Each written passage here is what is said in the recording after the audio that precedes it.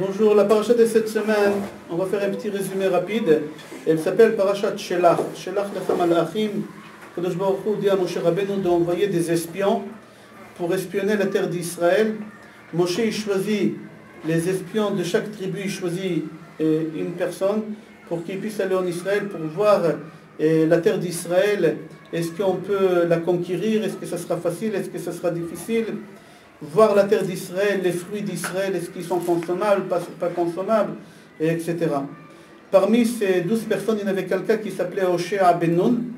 Et juste avant de prendre la route pour aller espionner la terre d'Israël, Moshe Rabbeinu il rajoute un Yud à Hoshea ben Nun et il lui dit à partir de maintenant, tu t'appelles Yehoshua. Yehoshua ben Nun qu'on connaît. Ok, les espions, ils ont parti en Israël. Ils ont fait le tour d'Israël en 40 jours.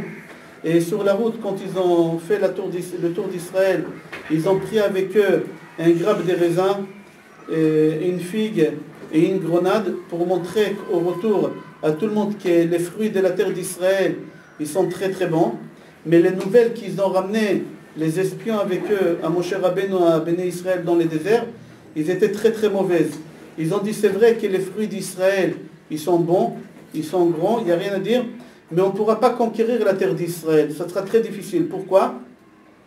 Harim Betsurot, les villes, ils sont avec des murailles énormes. Et les habitants qui habitent là-bas, c'est des géants. Nous, on est considérés comme eux, à côté d'eux, comme des sauterelles, etc. Les Juifs, quand ils ont entendu ça, ils ont commencé à pleurer à Moshe Rabbeinu. Ils ont dit, comment on va faire? Tu nous as fait sortir d'Égypte pour nous ramener en Israël. Regarde, on ne peut même pas conquérir cette terre que tu nous as promis.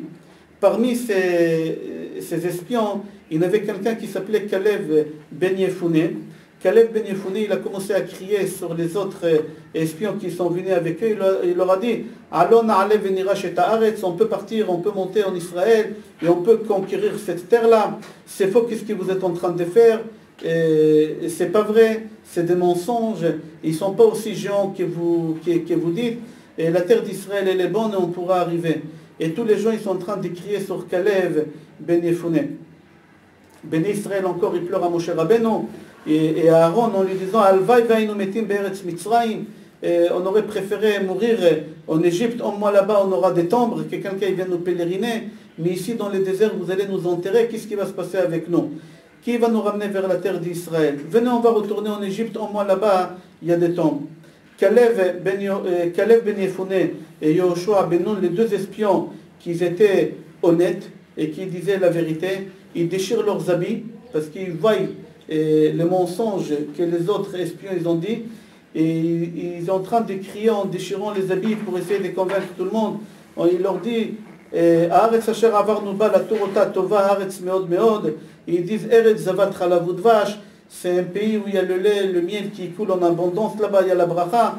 Comment vous faites une chose pareille? Akadosh Baruch Hu nous a fait sortir d'Égypte.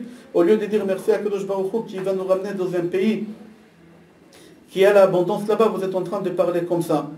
Akadosh Baruch Hu, quand il voit que les Béné Israël, ils insistent encore et qu'ils disent on écoute les autres espions et qu'on ne pourra jamais conquérir la terre d'Israël, Akadosh Baruch Hu, il se fâche. Il veut éliminer les Béné Israël. Moshe Rabbeinu il dit à Kadosh Baruch Hu, il prie à Kadosh Baruch Hu de ne pas faire. Il lui dit, mis à part ça, qu'est-ce qu'ils vont dire les autres nations? Que tu as fait sortir les Béné Israël pour les tuer dans les déserts, tu leur as fait croire que tu vas les ramener dans Eretz Kenan, dans la terre promise, dans la terre sainte, et en fin de compte tu les as tués. Tout c'était de mensonges.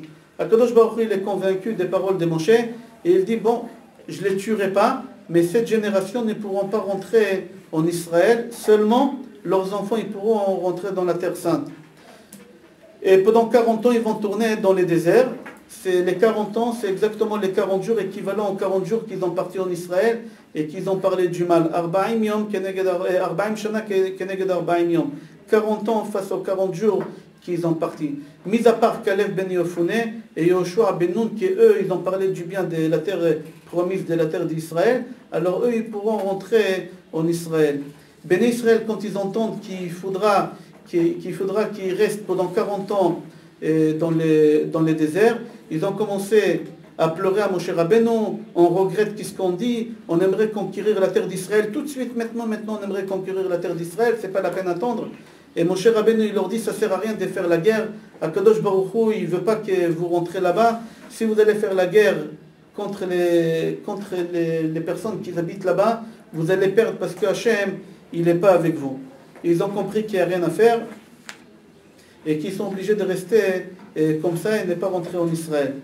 À la fin de la paracha, Akadosh Baruch Hu, il donne encore quelques lois à Moshe Rabbeinu qui transmet au Béné Israël. Il dit chaque fois quand quelqu'un il ramène un sacrifice, il faut qu'il ramène avec lui de la farine, il ramène avec lui de la semoule, etc. dans chaque sacrifice. Deuxième chose, il dit que chaque fois quand on fait du pain, il faudra prélever la chala. Dans cette paracha, on voit la mitzvah de prélever la chala. Et aussi, dans la paracha, si Chas v'Shalom, les Beddin, ils s'est trompé dans l'idolâtrie, dans la Avodah Zara, ils ont dit faites ça et ça, et en fin de compte, on s'est rendu compte que c'est l'idolâtrie. Alors il fallait ramener, tous les Béné Israël, il fallait qu'ils ramènent un sacrifice communautaire, on appelle ça. Après, il y a une autre halakha, si quelqu'un tout seul, il s'est trompé dans la Avodah Zara, alors il fallait que lui seul, il ramène un sacrifice. D'accord. Maintenant, la fin de la paracha, on parle d'un homme, Mekoshesh Etzim. En plein Shabbat, les Béné Israël, ils ont reçu la Torah. 2 Shabbatot après qu'ils ont reçu la Torah, quand ils ont sorti, ils ont vu quelqu'un en train de ramasser des branches de feuilles pour pouvoir allumer le feu en plein Shabbat. Alors le Béné Israël, il l'attrape, il le ramène chez Moshe Rabbeinu. Moshe, il le met en prison pour voir quelle punition on va donner à ce bonhomme-là. Et Akadosh Baruch Hu dit que ce bonhomme, il faudra qu'on le lapide.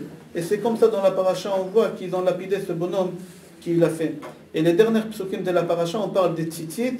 Akadosh Baruch Hu dit, si tu as un habit qui a 4 coins, tu es obligé de les mettre des fils, les fils, ça s'appelle les petits limes, les tzitziyot, d'accord.